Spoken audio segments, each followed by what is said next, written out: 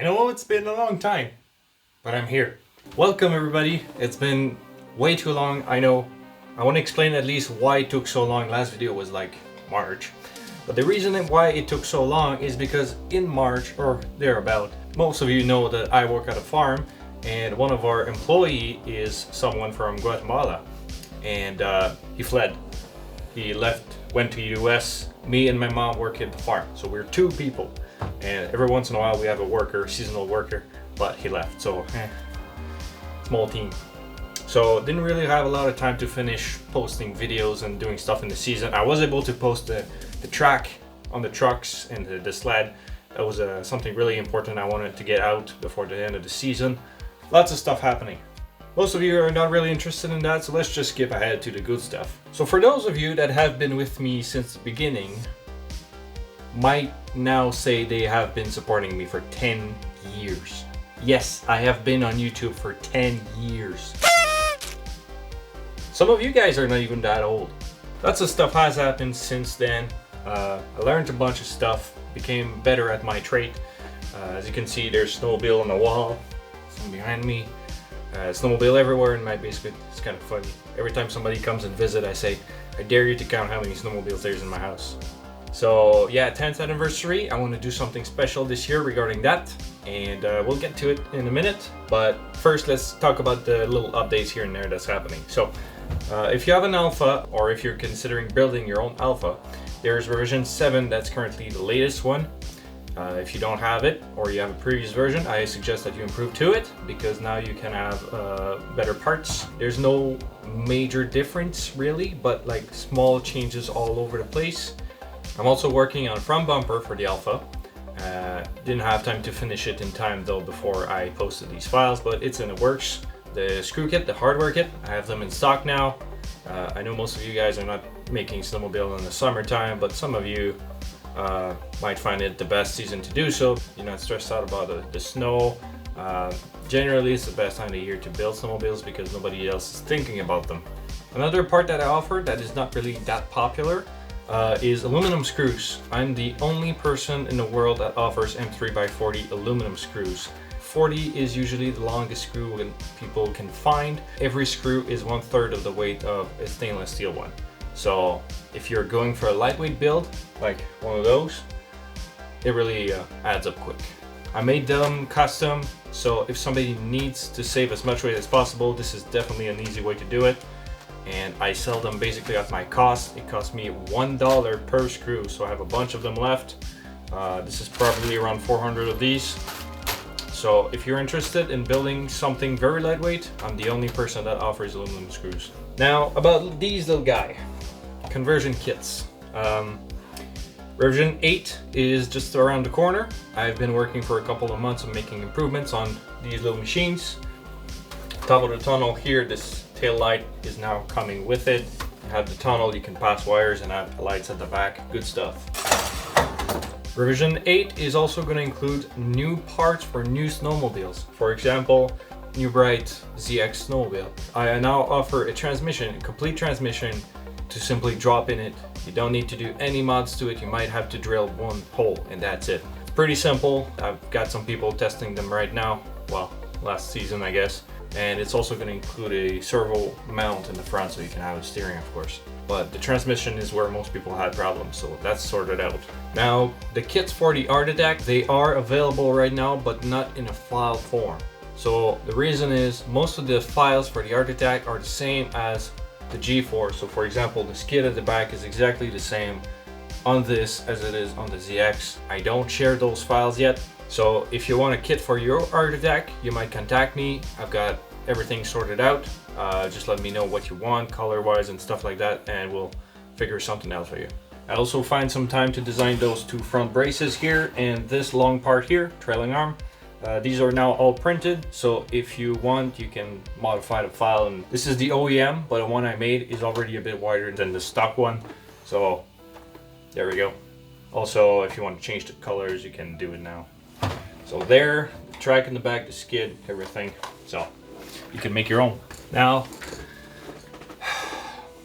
this is something I've been wanting to do for a very long time, but didn't really have time to do it.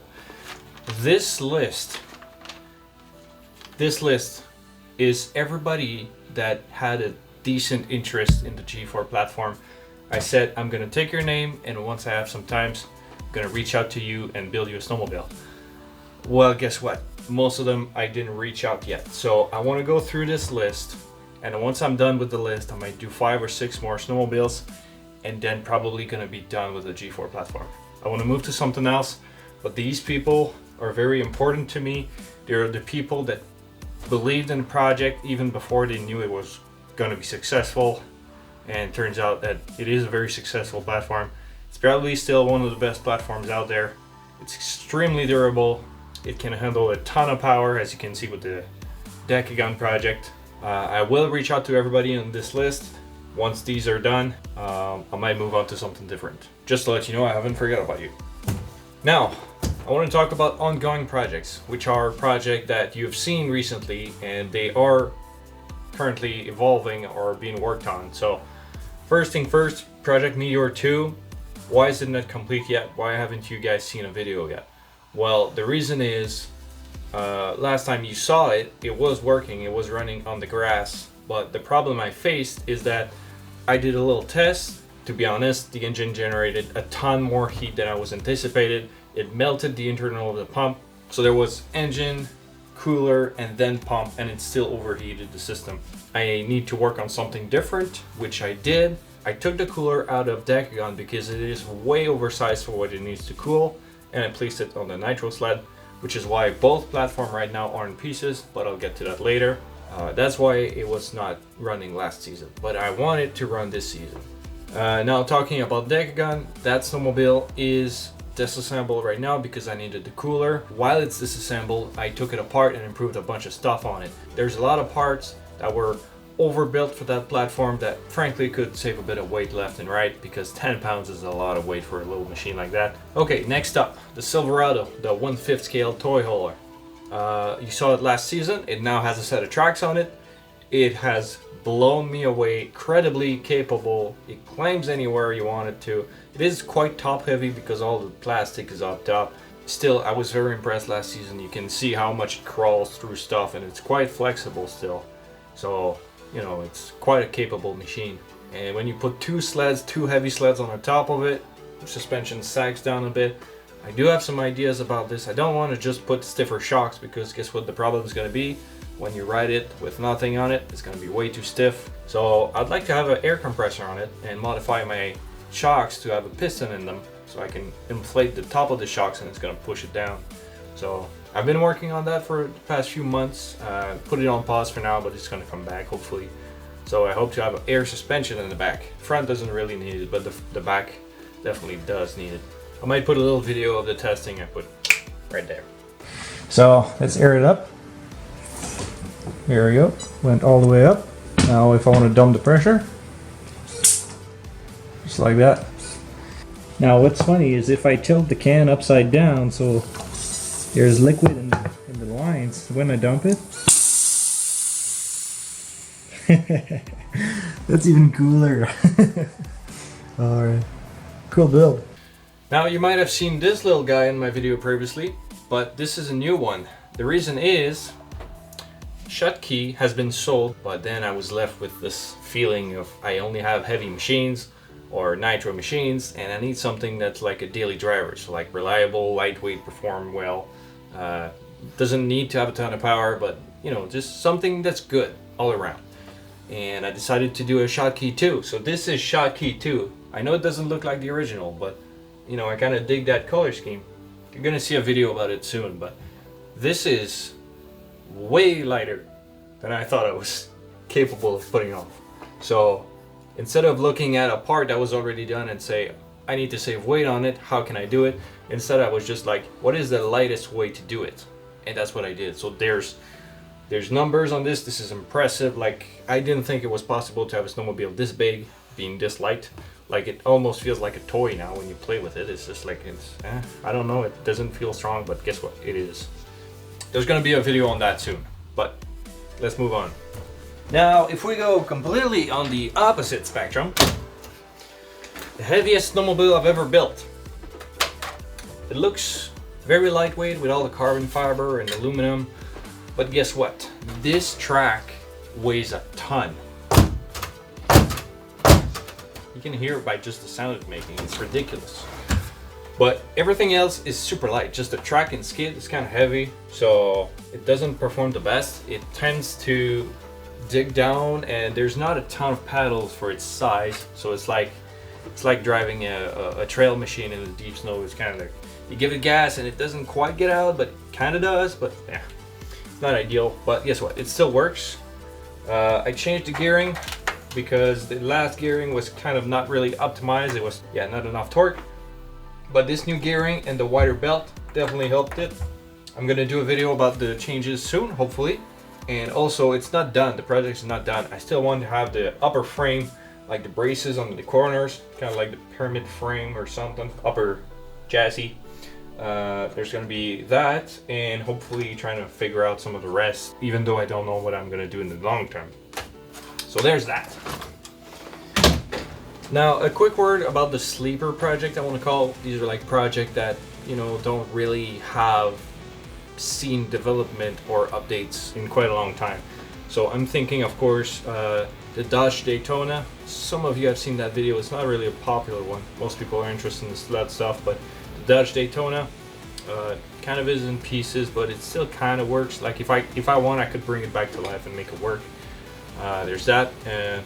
Then the KTM Sand car buggy, that has not really seen a ton of improvements in the past few years, but it's on the back burners. These are projects that are not being worked on currently, but I hope in the future will be. RC tanks.